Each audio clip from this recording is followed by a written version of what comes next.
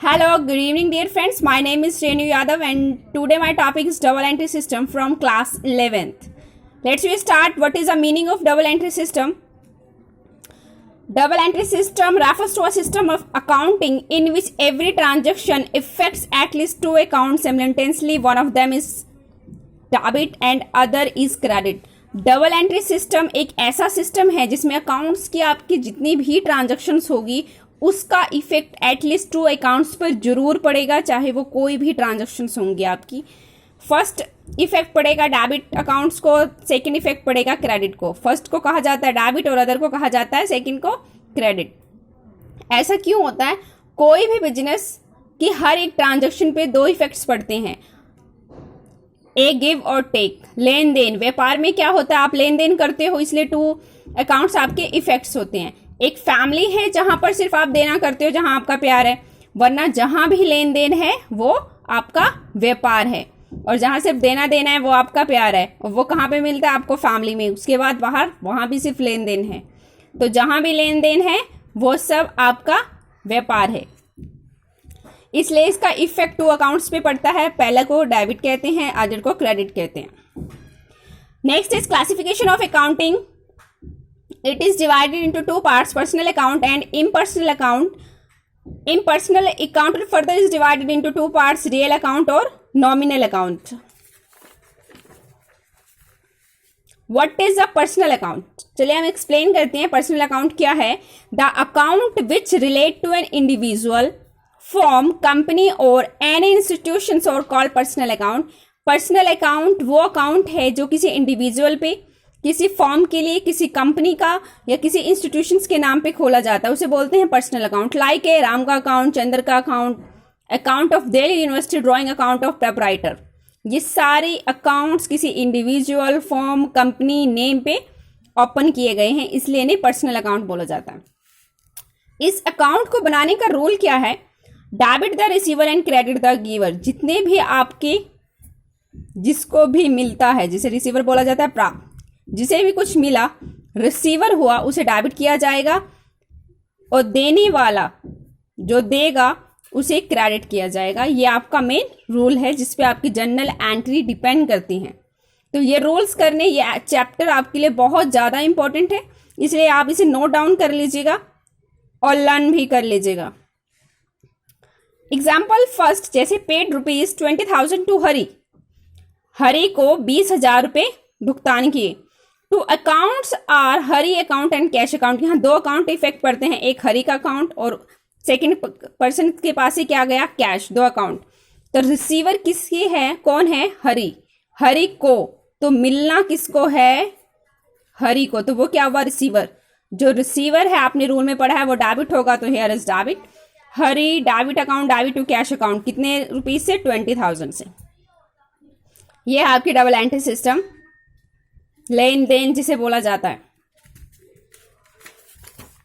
ठीक है। Next is objects. इसे बनाने के आपके इस अकाउंट्स के उद्देश्य क्या है? How much amount a personal account owns to the business. कितना अमाउंट पर्सनल अकाउंट में किसी भी बिजनेस में ऑनर्स के पास है, खुद हमारे पास कितना है। How much amount is payable to him. हमें कितना अमाउंट पेबल देना है, हमें ये पता लगता है। ये जानने के लिए हम इस अकाउंट्स को बनाते हैं। टाइप्स और classification of personal account. Three types is divided in natural personal account, artificial personal account, representative personal accounts. Personal account भी फर्दर नेक्स्ट थ्री पार्ट्स में डिवाइड किया गया है। नेचुरल पर्सनल अकाउंट किसे कहा जाता है? Accounts of natural person means the account of human being. जो किसी भी ह्यूमन बीइंग के लिए ओपन किए जा रहे हैं जितने भी अकाउंट आपके, वो सारे अकाउंट नेचुरल पर्सनल अकाउंट हैं। लाइक एग्जाम्पल, निर्मला अकाउंट, सीमा का अकाउंट, डेटर का अकाउंट, आपके क्रेडिटर का अकाउंट। डेटर कौन है? आपके देने वाले, जो आपको देंगे, और क्रेडिटर क्या है?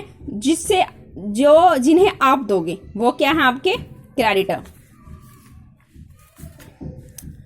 Artificial personal account. सेकंड इसका फर्स्ट के थ्री पार्ट से, पर्सनल के थ्री पार्ट से natural, artificial, representative.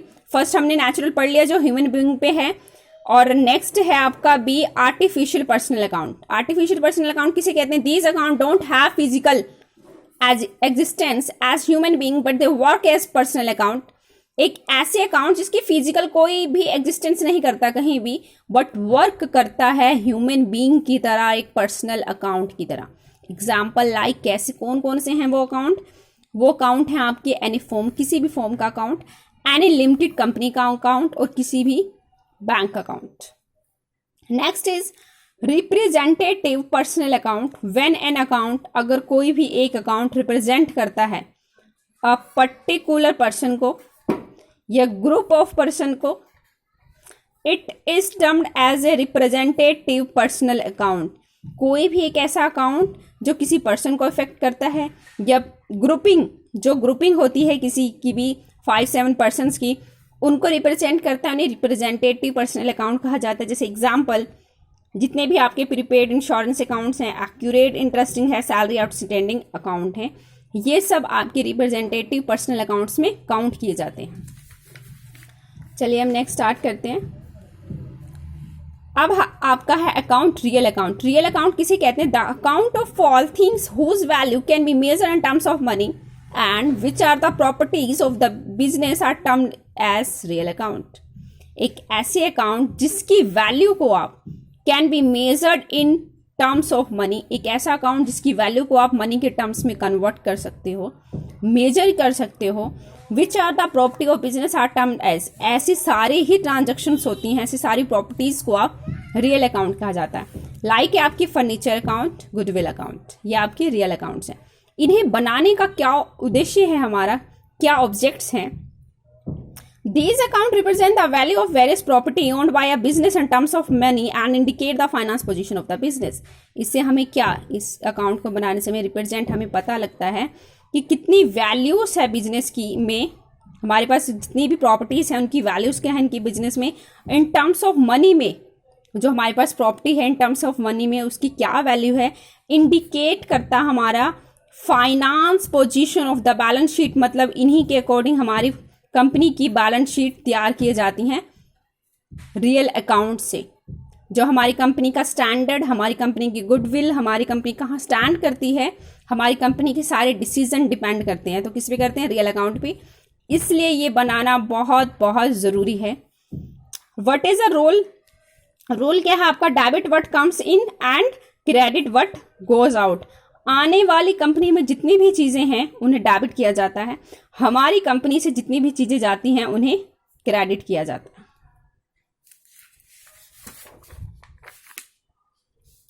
Next is if furniture of rupees like if furniture for rupees 10,000 has been purchase for cash, furniture account should be debit according to the rule. यदि आपने 10,000 रुपये का कोई भी furniture खरीदा है और आपकी फर्नीचर अकाउंट शुड बी, आपका फर्नीचर कंपनी में आया है तो आने वाली चीज के लिए डेबिट व्हाट कम्स इन, आ क्या रहा है आपकी कंपनी में फर्नीचर, तो वो क्या होगा आपका डेबिट, कितने रुपए से? 10,000 से। और आप जब कुछ परचेज करते हो तो आप कुछ दोगे, वही गिव एंड टेक रिलेशन, कुछ दोगे तो दिया क्या है आपने? कैश दिया, आपकी कंपनी से जा रहा है कैश। और जब भी कुछ आपकी कंपनी से जाता है, क्रेडिट व्हाट गोज आउट, जब भी कुछ कंपनी से जाता है तो वो क्रेडिट होता है। कितने गए? 10,000। इसका मतलब है, इस एंट्री का मतलब है कि 10,000 रुपये का फर्नीचर आपकी कंपनी में आया है तो 10,000 रुपये आपके पॉकेट से गए हैं। ये आपकी रियल अकाउंट बताता है। Types of real account, tangible assets और intangible assets. Tangible real accounts क्या है? Tangible real accounts are the accounts of those things which can be touch, feel, purchase, sold it. Tangible accounts वो accounts है जिसे आप touch कर सकते हो, जिसे फील कर सकते हो, जिसे परचेज कर सकते हो और सेल कर सकते हो। जैसे एग्जाम्पल है आपका कैश अकाउंट और stock account. Intangible real accounts क्या हैं? These accounts represent such things which can not but of course their value can be measured in terms of money. Tangible assets वो एसेट्स हैं जिन्हें आप छू सकते हो, टच कर सकते हो, परचेज कर सकते हो, सेल कर सकते हो, वो सारे आपके टेंजिबल एसेट्स हैं। इनटेंजिबल एसेट्स वो हैं जिन्हें आप टच नहीं कर सकते बट उन्हें मनी के टर्म्स में आप कन्वर्ट जरूर कर सकते हो, जिन्हें आप छू नहीं सकते बट मनी टर्म्स में कन्वर्ट कर सकते हो, उन्हें इंटेंजिबल रियल एसेट्स कहते हैं। लाइक आपकी गुडविल, आपके ट्रेडमार्क, जितने भी आपके पेटेंट्स हैं वो सब आपके इंटेंजिबल रियल एसेट्स हैं, उनको आपको इंटेंजिबल रियल एसेट्स कहते हैं। Third is nominal account. These account include the account of all expenses and incomes. वो अकाउंट्स जिसमें इंक्लूड हैं आपके जितने भी सारे एक्सपेंसेस हैं और जितने भी सारे इनकम्स हैं। एग्जाम्पल के लिए कमीशन पेड आपके एक्सपेंस है, नॉमिनल में आएगा। रेंट पेड, बैड डेट्स, ये सारे आपके एक्सपेंस, इसलिए इसे नॉमिनल अकाउंट में काउंट किया जाता है। रूल क्या है? Debit the expense and gains are credit.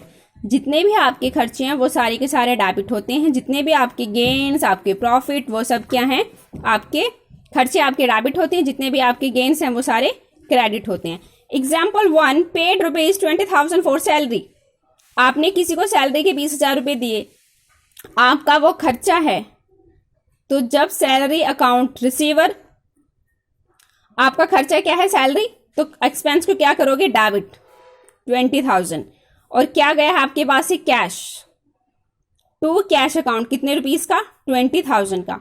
Objects के आपको इस अकाउंट को बनाने का उद्देश्य क्या है? Amount spent on various heads in a particular period. हमें पता चलता है एक पर्टिकुलर पीरियड में हमारे कितने हेड से कितना पैसा गया, वेरियस हेड, बहुत सारे हेड्स होते हैं, वहां से कितना पैसा खर्च हुआ, हमें ये नॉमिनल अकाउंट बताता है। क्या बताता है? Income received on various heads in a particular period. एक पर्टिकुलर पीरियड में वेरियस जितने भी हेड्स हैं कंपनी में, उनसे कितना इनकम रिसीव्ड हुआ, वो हमें नॉमिनल अकाउंट्स बनाता है। अगर आपको कुछ भी समझने में कोई प्रॉब्लम आई हो तो प्लीज कमेंट करके जरूर बताइए। ये चैप्टर आपका फिनिश है, ये बहुत ज्यादा इंपॉर्टेंट है +1 से के लिए और CA एंट्रेंस के स्टूडेंट्स के लिए। और अगर अच्छा लगता है तो प्लीज लाइक, शेयर, सब्सक्राइब जरूर कीजिए। Thank you very much, bye and take care.